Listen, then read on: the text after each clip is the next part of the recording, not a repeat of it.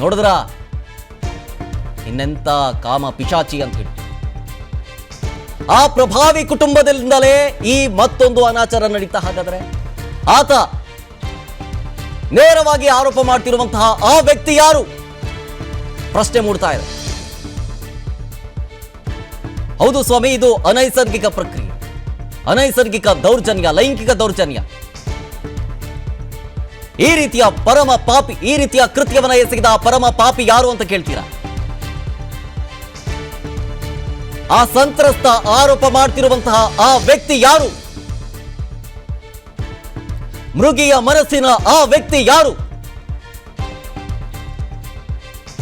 ಇದೆಲ್ಲದರ ಬಗ್ಗೆ ಡೀಟೇಲ್ಸ್ ಕೊಡ್ತಾರೆ ನಮ್ಮ crime bureau head S K Manjunath ನೇರ ಸಂಪರ್ಕದಲ್ಲಿ. ಎಸ್ ಕೆ ಮಂಜುನಾಥ್, ನಿಜಕ್ಕೂ ಬೆಚ್ಚಿ ಬೀಳಿಸುವಂತಹ ಹೇಯ ಕೃತ್ಯ ಇದು. ಆ ಪರಮ ಪಾಪಿ ಯಾರು ಅಂತೇಳಿ ಜನ ಪ್ರಶ್ನೆ ಮಾಡ್ತಾ ಇದ್ದಾರೆ. ವಿಶ್ಲೇಷಣೆ ಮಾಡೋದಾದ್ರೆ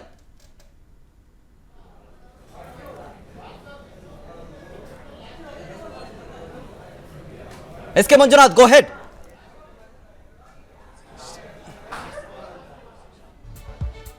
ಎಸ್ ಕೆ ಮಂಜುನಾಥ್, ನನ್ನ ಧ್ವನಿ ಕೇಳ್ತಾ ಇದೆ. ಈ ಪರಮ ಪಾಪಿಯ ನೀಚ ಕೃತ್ಯದ ಅನಾವರಣ ವಿಸ್ತಾರ ನ್ಯೂಸ್ ಮಾಡ್ತಾ ಇದೆ. ವಿಶ್ಲೇಷಣೆ ಮಾಡೋದಾದ್ರೆ ಈ ಬ್ರೇಕಿಂಗ್ ನ್ಯೂಸ್ ಬಗ್ಗೆ. ಶರತ್, ಏನು ಒಂದು ದೊಡ್ಡ ರಾಜಕೀಯ ಕುಟುಂಬದಲ್ಲಿ ಹುಟ್ಟಿದಂಥ ಒಬ್ಬ ವ್ಯಕ್ತಿ ಏನು ಯಾವ ರೀತಿಯಾಗಿ ಅವರ ಒಂದು ದುಷ್ಕೃತ್ಯಗಳನ್ನು ಎಸಗ್ತಾ ಇದ್ರು ಅನ್ನೋದಕ್ಕೆ ಈಗ ಏನು ವಿಸ್ತಾರ ನ್ಯೂಸ್ನಲ್ಲಿ ಬ್ರೇಕಿಂಗ್ ಹೋಗ್ತಾ ಇದೆ. ಆ ಬ್ರೇಕಿಂಗ್ಲೇ ಸಾಕ್ಷಿ ಆತನ ಒಂದು ವಿಕೃತ ಮನೋಭಾವಕ್ಕೆ ನಲುಗಿದಂಥವರು ಒಬ್ಬರಲ್ಲ ಇಬ್ಬರಲ್ಲ, ಅದೆಷ್ಟೋ ಜನ ಆತನ ಒಂದು ವಿಕೃತ ಕಾಮಕ್ಕೆ ಬಲಿಯಾಗಿರ್ತಕ್ಕಂಥ ಒಂದು ಪ್ರಸಂಗ ಹಾಸನದ ಜಿಲ್ಲೆಯಲ್ಲಿ ನಡೆದಿರ್ತಕ್ಕಂಥದ್ದು.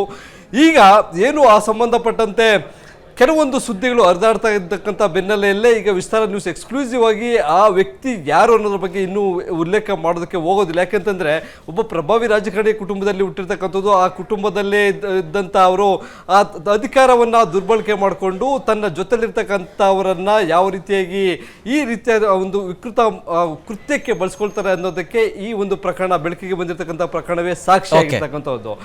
ಇಲ್ಲಿ ಈತನ ಒಂದು ಮನೋಸ್ಥಿತಿಗೆ, ಒಂದು ಅನೈಸರ್ಗಿಕ ಲೈಂಗಿಕ ಕ್ರಿಯೆಗೆ ಒಳಗಾಗಿರ್ತಕ್ಕಂಥವ್ರು ಒಬ್ಬರಲ್ಲ ಇಬ್ಬರಲ್ಲ ಸಾಕಷ್ಟು ಜನ ಇದ್ದಾರೆ ಅಂತಕ್ಕಂಥ ಒಂದು ವಿಚಾರವೂ ಸಹ ಬಹಿರಂಗ ಆಗ್ತಾ ಇದೆ. ಆದರೆ ಅಲ್ಲಿ ಆತನಿಂದ ದೌರ್ಜನ್ಯಕ್ಕೆ, ದಬ್ಬಾಳಿಕೆಗೆ ಒಳಗಾಗಿದ್ದಂಥವರು ಇಲ್ಲಿವರೆಗೂ ಯಾವುದೇ ಕಾರಣಕ್ಕೂ ಹೋಗಿ ಪೊಲೀಸರಿಗೆ ಒಂದು ದೂರನ್ನು ನೀಡುವಂಥ ಕೆಲಸಕ್ಕೆ ಮುಂದಾಗಿಲ್ಲ. ಆದರೆ ಅದರಿಂದ ತೀರಾ ನೊಂದಂಥ ಒಬ್ಬ ಯುವಕ ಈಗ ಪೊಲೀಸಿಗೆ ದೂರು ನೀಡೋದಕ್ಕೆ ಮುಂದಾಗಿದ್ದಾರೆ ಅಂತಕ್ಕಂಥ ಮಾಹಿತಿ ಸಿಗ್ತಾ ಇದೆ. ಆದರೆ ಯಾವ ಪೊಲೀಸ್ ಠಾಣೆಯಲ್ಲಿ ದೂರನ್ನು ದಾಖಲು ಮಾಡೋಕ್ಕೆ ಹೋಗಿದ್ದಾರೆ ಅದರ ಬಗ್ಗೆ ವಿಚಾರಣೆ ಮಾಡಿದಾಗ ಹಾಸನದ ಜಿಲ್ಲಾ ಪೊಲೀಸ್ ವರಿಷ್ಠರಿಗೂ ಸಹ ಯಾವುದೇ ರೀತಿಯಂತ ಮಾಹಿತಿ ಇಲ್ಲ.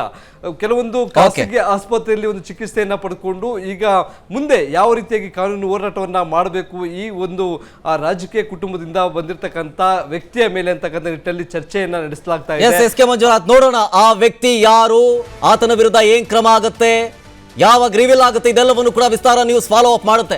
ನೋಡೋಣ ಮುಂದೆ ಏನಾಗುತ್ತೆ ಅಂತ ಹೇಳಿ. ಅನುಕ್ಷಣದ ಸುದ್ದಿಗಳಿಗಾಗಿ ವಿಸ್ತಾರ ನ್ಯೂಸ್ ಯೂಟ್ಯೂಬ್ ಚಾನೆಲ್ ಸಬ್ಸ್ಕ್ರೈಬ್ ಮಾಡಿ. ಹೊಸ ಸುದ್ದಿಗಳ ನೋಟಿಫಿಕೇಶನ್ಗಾಗಿ ಬೆಲ್ ಐಕಾನ್ ಕ್ಲಿಕ್ ಮಾಡಿ. ಲೇಟೆಸ್ಟ್ ಅಪ್ಡೇಟ್ಸ್ಗಾಗಿ www.vistaranews.com ವೆಬ್ಸೈಟ್ಗೆ ವಿಸಿಟ್ ಮಾಡಿ. ಅಂಗೈಯಲ್ಲೇ ಜಗತ್ತಿನ ಸುದ್ದಿ ತಿಳಿಯಲು ವಿಸ್ತಾರ ನ್ಯೂಸ್ ಕನ್ನಡ ಆಪ್ ಡೌನ್ಲೋಡ್ ಮಾಡಿ.